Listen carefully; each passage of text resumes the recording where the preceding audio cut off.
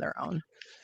Yeah, I mean, I'll start with a by observing a fact, and then we can try to like figure out what's behind that fact. Mhm, The observation is that there are lots of top schools in the U.S. around the world. You just named mhm, two of them, but I can give you a whole bunch more, right? CMU, Georgia Tech, UIUC, UT Austin. These are all great engineering schools that publish great papers, do great research, and pump out talented people every single year.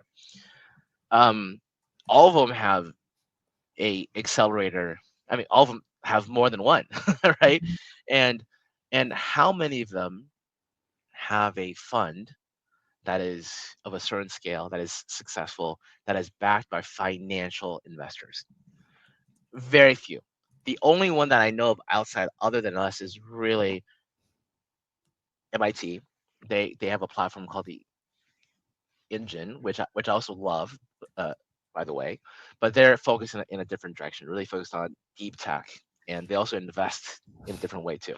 But the bottom line is, of the other hundreds of departments and labs around the world that you can easily name, none of them have been able to raise a fund, and it's not because of a lack of trying. The reason is because you don't have an edge. When you talk about the financial markets, it's funny because when we go to our founders, what is the thing that we tell them?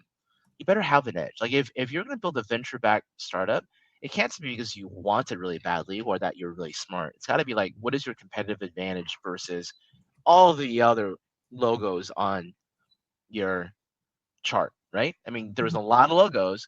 What is it that you uniquely do well that no one else does? Well, un- unfortunately, many VCs don't ask themselves that question, and certainly a lot of these accelerators don't have, at least maybe they've asked themselves that question, but they don't have a good answer to that question.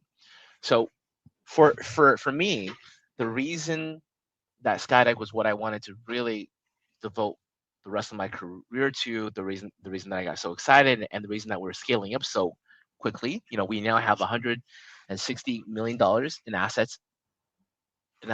under management. We're going to raise another 100 million this year. I mean, we're really on a, well, I don't say it's a rocket ship because that's exaggerating, but we're doing very well. We're doing it in a very scalable way, and it's because we have a real edge.